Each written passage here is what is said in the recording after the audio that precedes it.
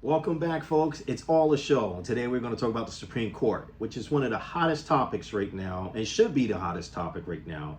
Not about Biden's poor performance, as people like to say, during the debate.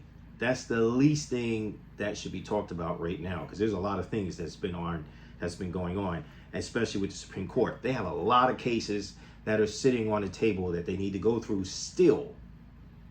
And recently, they've made some really important decisions that Americans are kind of confused about, or may not even be aware of what they mean. Like the Chevron case, obviously Trump's immunity case, and so much more.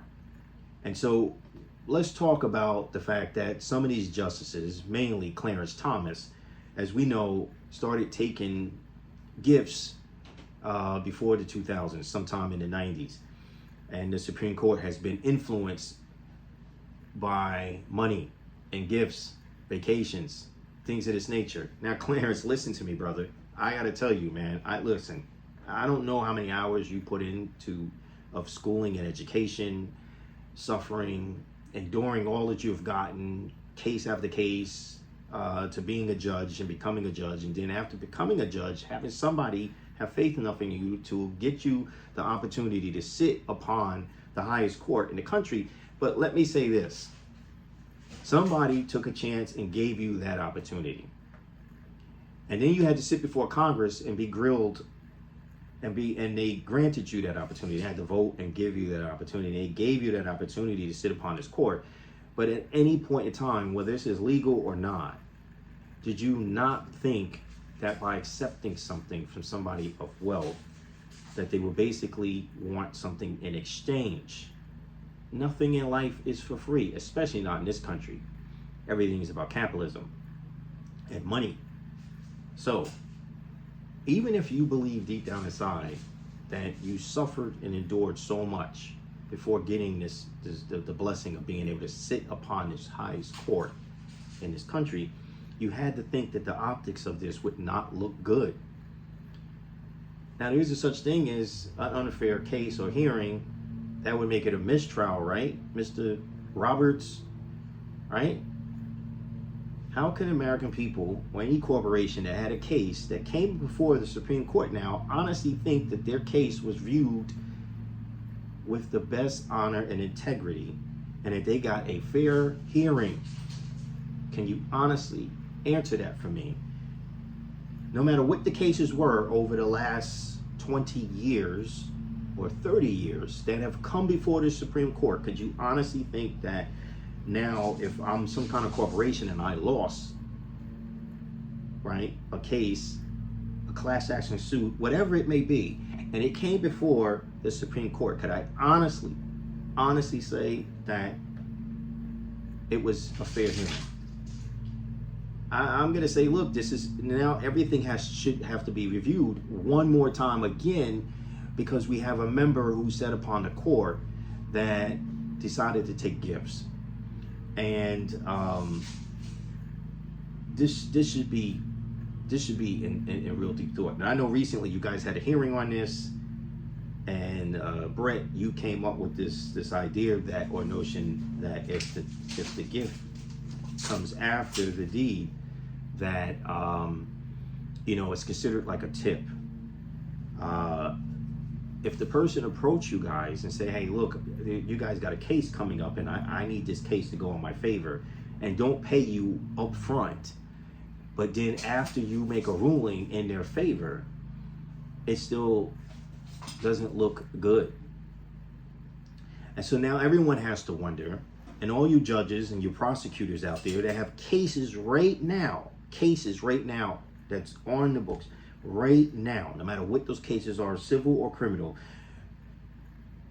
the people, the defendant and the accused, should basically be asking themselves, is the court gonna rule honestly in our favor? Is it a mistrial? This whole justice system now, we have to look so deep into it and wonder if there's further corruption. And this is scary. There's a lot of cases. The country is huge. It's massive. We have almost every state has something going on, and how many cases that are up for trial. We have to wonder if there's any influence within the courts of not doing the right thing. A true fair hearing. Now, obviously, the ones that have a jury trial, if there's some kind of criminal case, we know that the jury are selected by both sides, the prosecutor and the defendant's lawyers. And so that might be the only saver. But when it comes time to sentencing and anything else that involves a judge's opinion or decision, we have to wonder, is the court compromised? And this is why, Lindsey Graham or anyone else on the political side, you guys need to think about this. Like, legit think about what you guys are trying to defend here. This is not a political matter. You turned it into, you guys turned the Justice Department into a political matter. And it should have never been. It should have absolutely never been. It should have been stopped immediately. Even with Trump's trials, nothing should have been discussed or been in front of a camera until those trials were trialed and done, and then after. Then you guys can have all the political talk after, but all of the muddying the waters and this, that, and other, and this is influence from Biden and his Justice Department and all this other stuff, that has literally, I'm going to say honestly, destroyed the integrity of the Justice Department by far, because nobody can honestly believe that they're getting a fair trial or a fair hearing when we know that there's members that sit upon the Supreme Court that have literally have been given gifts. And then there's a second problem, the political portion of it. You have Alito. He basically expressed his political opinion by hanging upside down the U.S. flag. And I know he's going to blame his wife for this. Shame on you. Be a man, own it, take it, accept it. But at the end of the day, look, once you got to that level, no matter how much it was burning you inside that you needed to express what you were feeling inside, you wanted to get that opinion out there and let people know where you stood. That should have never happened, because nothing should have outweighed, one, the Constitution, the oath you took, two, nothing should have outweighed the position that you held, which was sitting upon the Supreme Court. You guys, who you vote for privately, which should always be private, it shouldn't be public who you're voting for. I mean, if somebody want to come out and say, hey, I'm voting for this individual, fine, that's on you. But your political matters should be personal and private. It's like praying in private. It should be private. And, when you start to express these things, it's a concern, because then there's a possibility that you're going to be biased towards something. And so this is why it should not have been. And then we have to ask ourselves, again, is the court compromised? Depending on the case that has risen upon the court. The integrity of this court has been compromised. And some of you worked really hard. Some of you are new members of the court. You've only been there for a short period of time, but even you who have recently gotten there, you have to ask yourself, if you're not on the take, and if you're not expressing political opinion,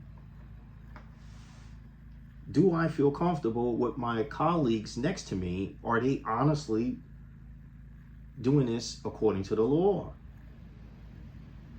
And so I'm going to leave this, I'm not going to spend a tremendous amount of time with this, but Clarence and Alito, you guys know what should be done. We should not have to spend any more taxpayer dollars on another hearing, not one penny. Members of Congress, stop playing politics with this, because this is very serious. And it should be a concern of all of you. If you're a place of business or someone who recently have a case that's coming up, or a case that has happened, you have to wonder. Maybe you should consult with your lawyers and ask, is it possible that you did not get a fair hearing or a fair trial?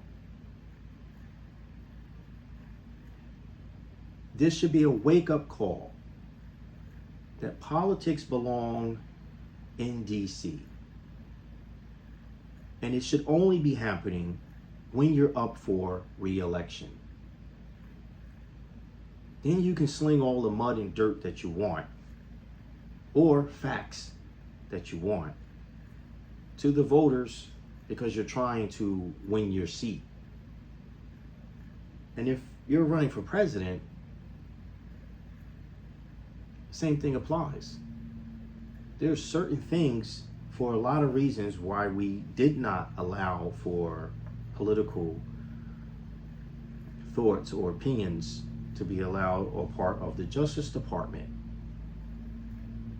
because people needed to know that they were getting a fair trial, a fair hearing. And so I'm going to leave it there. Mr. Justice Roberts, the Chief, do me a favor. When you go home and spend time with your family, you need to think about this. And then you need to sit with some of the most important people in Congress and figure out how you guys are going to address this. You guys need to bring back stability within the court. You need to bring back faith in this country, in the court, because I'm going to tell you, the American people do not have faith in this system anymore.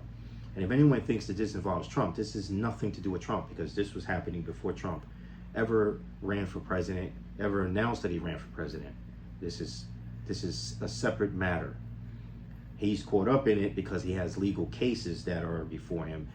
But in all due respect, this has nothing to do with him. This is shameful that the court allowed this in the first place. And I'm not suggesting criminal charges. I'm suggesting that this needs to be reviewed deeply. And people need to be resigning. So there you have it. I'm FGV. Thank you for tuning in to It's All a Show. Please tune in for the next episode. And I look forward to talking about Trump's immunity ruling from the Supreme Court. We're going to clarify some things so that the bad press and certain members of Congress, the exaggerations and non-exaggerations, that's coming from them. So I'm going to leave it right there. So I thank you folks so much for tuning in. And I'm looking forward to comments from my viewers. Please join us for the next segment. It's All a Show.